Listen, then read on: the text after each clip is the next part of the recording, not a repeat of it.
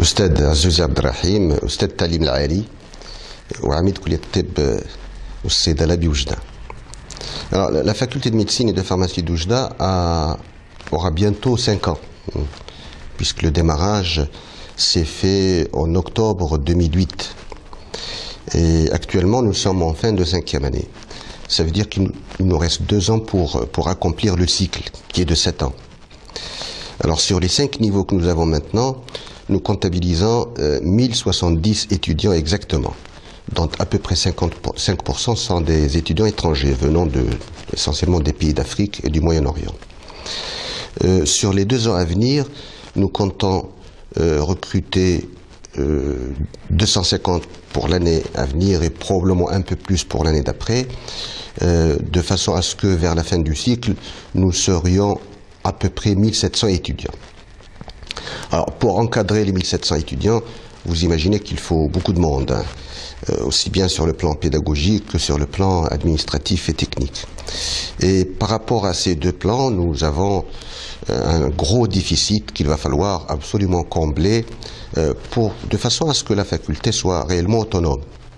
Alors, pour faire simple, disons que la faculté de médecine et de pharmacie dispense un enseignement dans à peu près 50 spécialités, et toutes ces spécialités pratiquement ont un pendant universitaire hospitalier, c'est-à-dire que les personnes qui officient à la faculté, qui dispensent des cours, s'occupent en même temps de services hospitaliers, que ce soit des services cliniques ou de services biologiques.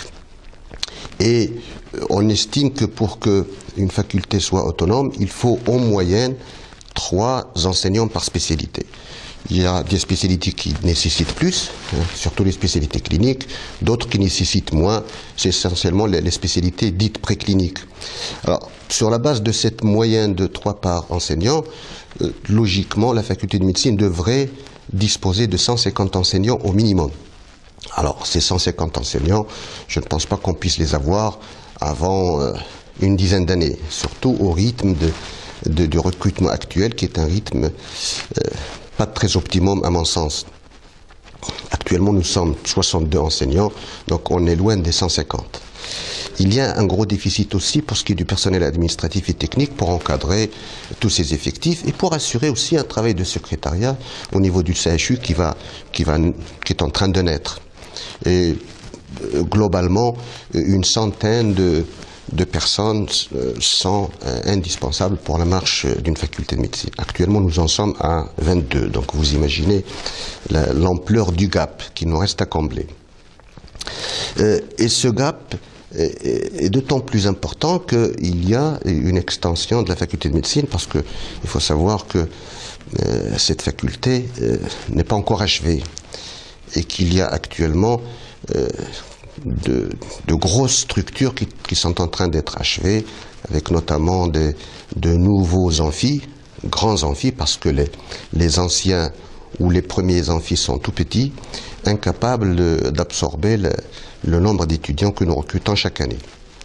Il y a aussi une extension au niveau des laboratoires, au niveau du centre de simulation, parce que nous sommes en train de monter un centre de simulation clinique qui, à mon avis, aura une importance capitale pour l'encadrement et pour l'enseignement. Voilà, donc en gros, voici où est-ce qu'on en est par rapport à la faculté de médecine. Alors, il y a maintenant le CHU, le Centre hospitalo-universitaire Mohamed VI, qui va ouvrir bientôt. Alors nous tablons sur la fin de l'année, c'est-à-dire en gros vers fin décembre, parce que si le bâtiment est presque fini, il y a un processus d'équipement qui est en cours et qui devrait demander quelque chose comme 6-7 mois, y compris la phase d'essai, pour que le CHU puisse être opérationnel. Et bien entendu, chemin faisant, il va falloir recruter un grand nombre de personnel infirmier, de personnel technique, de personnel administratif pour faire marcher, pour pouvoir démarrer une activité au niveau du centre hospitalo-universitaire. Quand le CHU aura atteint sa vitesse de croisière, nous tablons sur quelque chose comme 1200 personnes, ce qui est un chiffre énorme, pour pouvoir faire travailler le CHU à plein régime. Sauf que le mieux, ce serait d'atteindre ce chiffre de façon très progressive, parce que il est évident que gérer un afflux massif de personnel sera administrativement parlant et techniquement parlant difficile à gérer. Donc dans un premier temps, nous disposons, octroyés par le ministère des Finances, nous disposons de quelque chose comme 500 postes. Nous espérons pouvoir les avoir, parce que vous savez que quand on ouvre un concours de recrutement, il n'est pas dit que les gens se bousculent au portillon. Donc si nous arrivons à avoir les 500 pour pouvoir démarrer, ça serait une très bonne chose. Alors ce processus aussi va prendre du temps, parce qu'il va falloir organiser un concours. Nous comptons l'organiser probablement vers la mi-juin. Pourquoi mi-juin? Parce que on aura à ce moment-là tous les lauréats des IFCS de la région qui seront disponibles.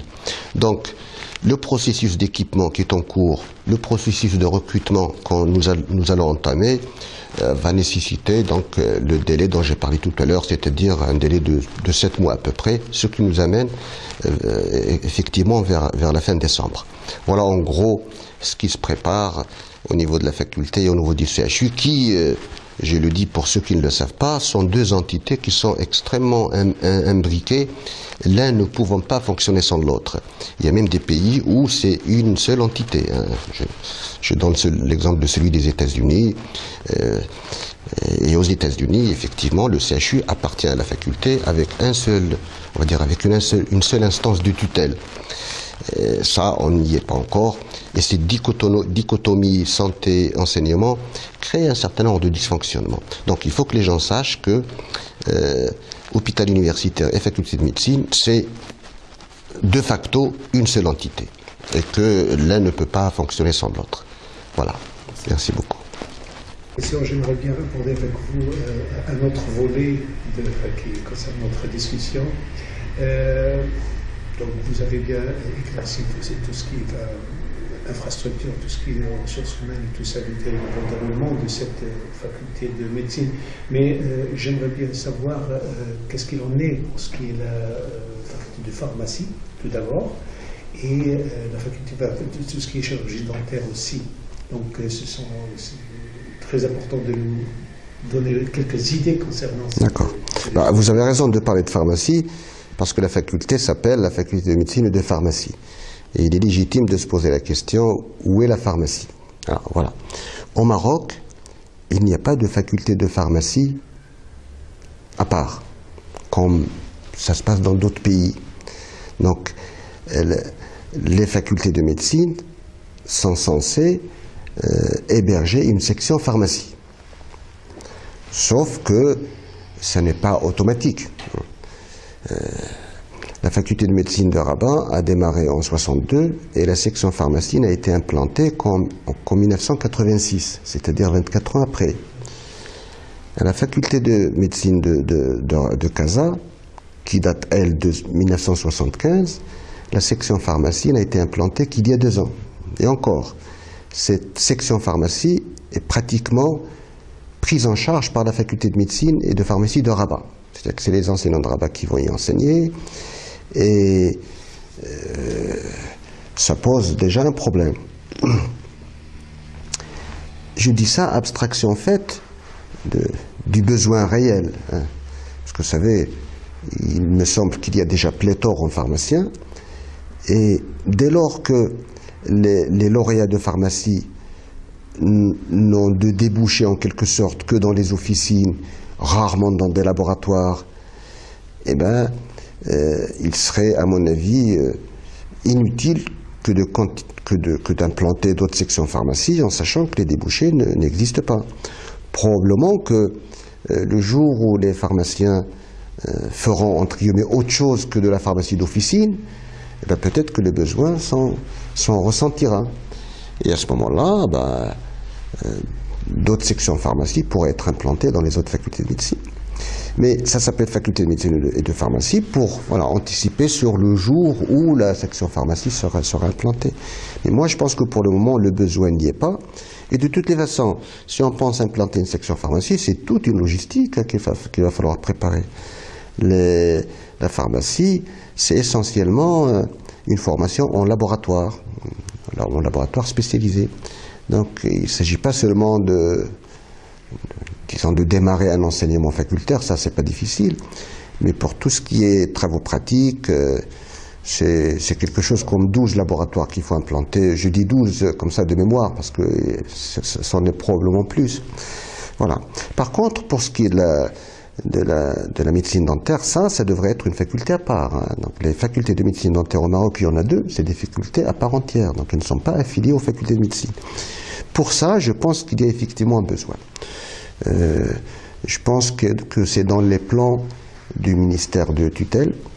Il y a une réflexion sur ça, et probablement que à côté des facultés de médecine existantes, c'est-à-dire celles qui n'ont pas encore, celles qui ne sont pas accompagnées d'une faculté de médecine dentaire, probablement qu'il y en aura d'autres.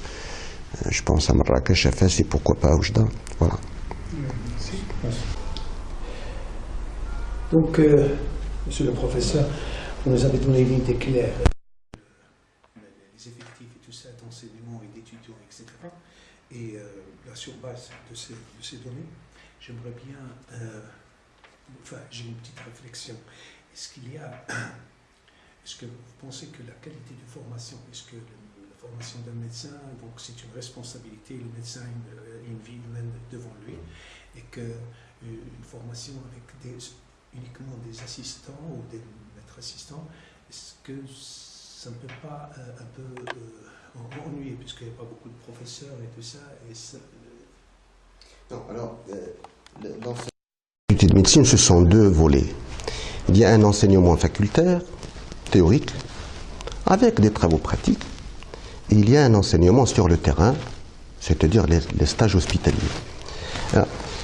L'enseignement théorique, il n'est pas fait seulement par les professeurs assistants de la faculté de médecine d'Oujda, mais il est fait aussi par d'autres professeurs que nous amenons d'autres facultés, là où il y a un manque.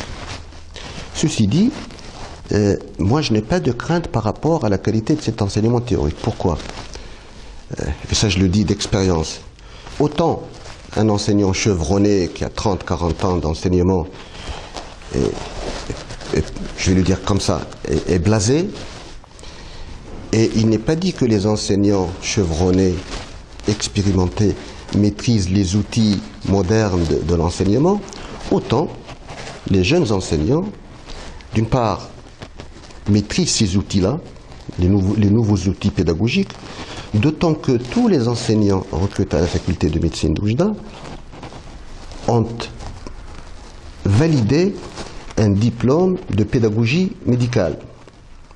C'est même obligatoire dans leur cursus.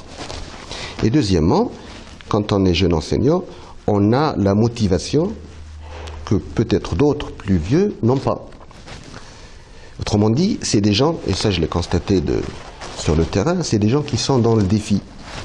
Ça veut dire qu'à partir du moment où ils se sentent comme pionniers, à partir du moment où ils se sentent comme bâtisseurs, eh bien, je peux vous assurer qu'ils font des efforts extraordinaires, et je peux même vous raconter une anecdote. Un jour, j'ai rencontré des étudiants, parce que je les rencontre assez souvent, je les ai rencontrés et je leur demandais alors, comment se passe l'enseignement avec les jeunes enseignants. Alors tous m'ont dit à l'unisson, monsieur, les jeunes ils enseignent mieux que les vieux. Je leur ai dit, d'abord merci pour moi, mais en fait, j'ai saisi le sens de leur réponse. Et moi je suis animateur anesthésisant, donc je supervise l'enseignement de la matière. Et quand les enseignants qui s'occupent de cette matière viennent me présenter leurs cours, eh ben, moi je suis étonné de la qualité de ce qu'ils font. Et je leur dis moi-même que ce qu'eux ils font, moi je suis incapable de le faire. Hein. Parce que j'appartiens à une autre époque, j'appartiens disons, à un autre mode de fonctionnement, à un autre mode d'enseignement. Donc par rapport à ça, je n'ai pas de crainte. Pour ce qui est de l'enseignement pratique, pour ce qui est de l'encadrement des stages hospitaliers, beaucoup ont manifesté la crainte que l'hôpital Farabi, n'étant pas un hôpital universitaire, n'étant pas équipé au top, eh ben, ne puisse pas assurer un encadrement. Ça, c'est totalement erroné. Pourquoi ? Parce que l'encadrement d'un étudiant à l'hôpital, en fait, n'a besoin que d'une seule chose. On va dire plutôt 2. L'encadrement a besoin d'un encadrant et d'un malade. Quand bien même ce malade serait dans la rue, pour exagérer un peu, mais je ne suis pas loin de la réalité. L'encadrement des stages hospitaliers se fait par compagnonnage. Si l'externe a avec lui un encadrant, quand bien même ce ne serait qu'un professeur assistant, parce que ce qu'on apprend aux étudiants quand ils démarrent en 3e année, en 4e année leur stage hospitalier, ce qu'on leur apprend, c'est de la sémiologie, c'est les bases de l'exercice médical. Et ça se fait très bien si l'enseignant est sur place. Maintenant, moi je connais la réalité dans les autres CHU. Je la connais très bien puisque je suis issu du plus vieux CHU du Maroc. Eh bien, au CHU Avicenne, les promotions ou les groupes d'externes dans les services sont 50, ils sont 60. Ils ne peuvent pas être pris en charge correctement par un enseignant, combien même cet enseignant serait constamment à leur côté. Il se trouve que ce n'est pas le cas malheureusement. Ici, les échos que j'ai, parce que je fais des visites régulières à l'hôpital Farabi, ils sont excellents. Je peux même vous dire qu'un certain nombre d'étudiants sont partis d'ici dans d'autres facultés, ils ont fait leur transfert, et quand je les rencontre à Rabat par exemple, ils me disent « Monsieur, nous avons regretté de venir ici, à Oujda, nous étions beaucoup mieux encadrés qu'ici. » Voilà, donc moi, vous imaginez bien que mon souci premier, c'est la qualité de l'encadrement de ces gens. J'en suis responsable, j'en suis garant. Eh bien, je n'ai pas de crainte par rapport à ça. J'ai des craintes par rapport à ce qui va se passer dans le futur. Dans le futur, c'est-à-dire dans 5, 6, 7 ans. Pourquoi? Parce que le CHU d'Oujda actuel, il est petit. 500 lits, ça sera très largement dépassé en termes de capacité d'accueil en termes de terrain de stage. Et c'est pour cela que moi je suis en train d'anticiper sur la chose pour faire en sorte que les hôpitaux avoisinants, les hôpitaux alentours restent intégrés dans le processus d'encadrement. Quitte à ce que, par exemple, il y ait des enseignants qui soient détachés là-bas à tour de rôle. Parce que 500 lits, c'est les capacités du CHU. Quand je la compare aux 2300 de CHU Avicenne, plus l'hôpital militaire, aux 2000 de Casablanca, là où il y a déjà de l'engorgement, ben vous imaginez que dans 5-6 ans, nous risquons d'avoir des problèmes. Raison pour laquelle il faut absolument que les hôpitaux de la santé publique soient intégrés dans le processus, d'autant plus que ce que nous voulons former comme médecins, c'est quoi? A priori, nous voulons former des médecins de première ligne, nous voulons former des médecins généralistes, des médecins de famille, qui soient en adéquation avec le système de santé actuel. Il ne s'agit pas pour nous, dans un premier temps, de former de super spécialistes. Ceci dit, la faculté de médecine forme déjà des spécialistes parce qu'il est indispensable pour la marche d'un CHU d'une faculté qu'il y ait des corps intermédiaires. Et donc, c'est pour ça qu'on a entamé un 3e cycle. On l'a entamé il y a 2 ans. Donc, nous avons des promotions de résidents, des promotions d'internes, parce que eux aussi, ils contribuent à l'encadrement. Voilà.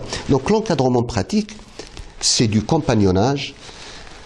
L'externe est accompagné par l'interne qui est au-dessus de lui, il est accompagné par le résident qui est au-dessus de l'interne, il est accompagné par le PA qui est au-dessus de... Et c'est une chaîne. Bon, puisque bon, c'est vrai, bon, à travers le monde, c'est exceptionnel, où il n'y a que des jeunes, que des assistants et tout ça qui font. Ce n'est pas... C'est pour moi... Oui. Je veux dire, bah, c'est des contraintes qui ont poussé à ce que ce soit des assistants, etc. Et votre thèse de dire, donc, c'est déjà elle est bonne, pas dans le bon sens, on espère que ça va donner son fruit, tout ça. Concernant le CHU, il n'est pas encore ouvert. Et ça, c'est un handicap pour tout ce qui est stage, etc. Ma question est la suivante. Tout d'abord, est-ce qu'il y a une date précise d'ouverture? Et est-ce qu'il y a aussi tout le nécessaire, c'est-à-dire le matériel, les ressources humaines, etc. Est-ce qu'ils sont là? C'est-à-dire, vous me dites que demain il va ouvrir, est-ce qu'on va avoir des professeurs, on va avoir du matériel, etc. Les professeurs sont ceux qui existent maintenant et qui travaillent à l'hôpital Farabi, pour la plupart. On en aura certainement d'autres. Les PA dont nous parlions tout à l'heure, beaucoup d'entre eux sont devenus professeurs agrégés. Et le processus de recrutement va continuer. Donc nous allons démarrer avec l'existant. L'existant, c'est 62 professeurs. L'existant, c'est entre internes et résidents une centaine, n'est-ce pas? Et ça va certainement nous permettre de démarrer correctement. c'est sûr qu'on n'atteindra pas la vitesse de croisière avant quelques années, ce qui est tout à fait normal. Maintenant, pour ce qui est des équipements, il y aura tous les équipements qu'un CHU moderne peut contenir. Et la quasi-totalité des équipements sont soit achetés et installés, soit en cours d'achat et d'installation. Donc d'ici à la fin juin, tous les marchés qui restent à lancer seront lancés. Et nous tablons sur septembre-octobre pour que tous les équipements soient là. Et nous nous donnerons encore 2 mois d'essai, parce que ce matériel, une fois installé, il va falloir l'essayer. Et c'est pour cela que, tout à l'heure, je disais que tous, autant que nous sommes, c'est-à-dire doyen, directeur du CHU, pouvoir public, ministère de la Santé, tous nous tablons sur la fin de l'année. Il y a tout à penser que d'ici à la fin de l'année, ça sera fait. Parce que, en même temps, le processus de recrutement du personnel paramédical, du personnel technique, administratif du CHU, eh bien, il est déjà lancé. Et en principe, on devrait pouvoir disposer de ce dont nous avons besoin comme personnel vers septembre-octobre. Si je comprends bien, c'est à partir de septembre 2013 et ça va à partir, moi, j'ai la conviction que ce CHU démarrera avant le début de l'année prochaine. Ok, c'est bon. Juste une dernière question. Juste une dernière question qui en marge de ce qu'on est en train de discuter. Ces derniers temps, il y avait eu des remaniements au niveau des responsables dans la région pour certains problèmes. Et donc, le secteur, il est un peu secoué par ces remaniements. Est-ce que ça ne va pas entacher ou émailler le bon déroulement? Quel remaniement? Moi, je ne sais pas de quoi vous parlez. Il y a un changement de directeur dans la région, etc. Le directeur régional? Ouais. Ah, le directeur régional, il est là depuis une année. Et je pense qu'il est là encore pour un moment. Et puisque vous parlez du directeur régional, moi je dis, peut-être que ça vous n'allez pas l'écrire. Moi je dis, la chance de ce CHU, c'est qu'on est le nouveau Wali. Moi je peux vous le dire, mais ça c'est entre nous. كون ما كانش السي مهيدية هاد السي اش هادشي اللي الهضره اللي كنقولوا دابا كنا غنقولوها من دابا عامين ولا 3 سنين. Quand il a débarqué, parce que moi je le connaissais avant Simidia, moi je le connais depuis 1994, quand il s'était occupé de Cellel Jadid. Je le connais. Quand il a débarqué ici, مشيت عنده la première semaine. Le Simidia تعاوني على هاد السي اش قال لي كون هاني et j'ai vu comment il fait. Il est sur le chantier, mais c'est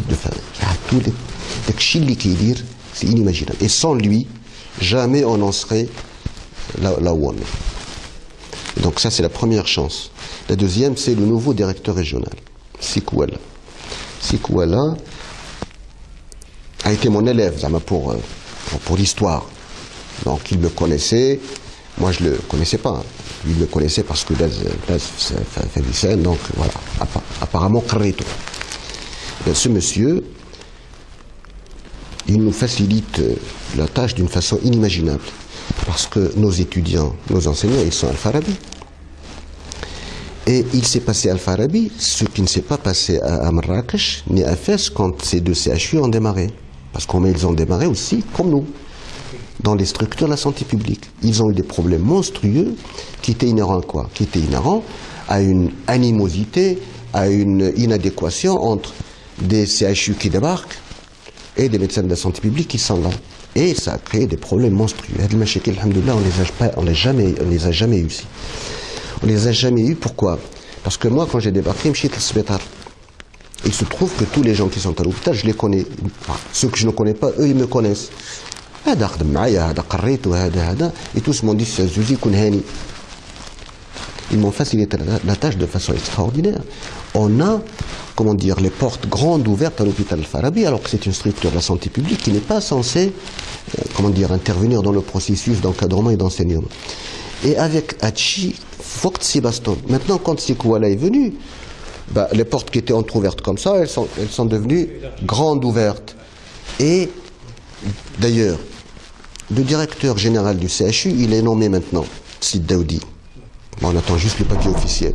Mais avant même qu'il ne fût nommé, eh ben, c'est quoi là quand on a pour tout ce qui est administratif. Je connais Daoudi d'abord pour préparer l'ouverture prochaine. C'est les gens de la direction régionale. Il n'y a pas encore de structure administrative du CHU. Et bien la structure administrative qui nous aide, qui nous accompagne, c'est la direction régionale. Donc, alors, j'ai dit deux grandes chances, mais si Mehdi aussi Kouara. Il y a certainement d'autres, pour ne pas les. Mais Hedjouj Hadou, ça nous a grandement aidé. Et si Mehdi en particulier, d'ailleurs je lui ai dit, quand je l'ai pour le congrès des médecins, il était présent, et je l'ai dit solennellement, je l'ai remercié solennellement, sans ce monsieur, je ne sais pas ce qui se serait passé. Je ne sais pas, peut-être 2016, peut-être 2017, parce que je voyais le chantier. Mais depuis qu'il est arrivé, je peux me permettre de dire ça va être la fin de l'année. Et ce qu'il a fait en un an, c'est extraordinaire. Malheureusement, auparavant, c'était un chantier léthargique, quoi. Comme vous venez de le dire, le succès de la fin de où on est concernant la faculté de médecine du CHU revient toujours à la collaboration, à la synergie. Bien sûr. Je vais vous dire une chose. Ça fait maintenant bientôt 3 ans. Je suis officiellement doyen depuis 2 ans, mais j'ai travaillé pendant 14 mois en officieux. Là où je vais, je vous assure que j'ai vu pratiquement tous les acteurs de la ville. Là où je vais, le CHU, la faculté, c'est une chance extraordinaire pour la région. Ce n'est pas mon affaire, c'est votre affaire à tous. Le CHU d'Oujda va être certainement le plus grand employeur de la région. Je parle d'emploi direct. Maintenant, si j'intègre les emplois indirects, ça va être quelque chose d'extraordinaire. Il faut imaginer le nombre de commerces que ça va générer. Le nombre de... Un exemple, l'hôpital Avicenne, là où je travaille, le jour, l'hôpital Avicenne reçoit en visiteurs 15,000 wahd par jour. L'équivalent d'une petite ville comme, je sais pas, comme Ahfir. Eh bien, il y a une ville comme Ahfir qui débarque au CHU. Donc, et puis sans parler de la faculté, vous l'avez probablement constaté depuis quelque temps, c'est ouverte sur le monde, tous les congrès se passent ici, les pharmaciens, les médecins, et puis même le niveau de la santé, il va monter. Le CHU, la faculté, crée un appel d'air. Je peux vous assurer que la médecine privée de la région est obligée de s'améliorer, par la force des choses. Quand nous les cliniques, il y avait des cliniques pas aux normes, aux normes. Parce qu'ils sont obligés de suivre, n'est-ce pas? Et demain, après-demain, il y aura certainement des professeurs qui vont partir dans le privé, qui vont démissionner. Et ils vont partir ici à Oujda. Je peux vous dire, à Rabat, par exemple, en 82, il y avait 2 ou 3 cliniques. Et le niveau de la médecine à Rabat, dans le privé, parce que beaucoup d'enseignants sont sortis dans le privé, et c'est eux qui ont tiré la médecine vers le haut.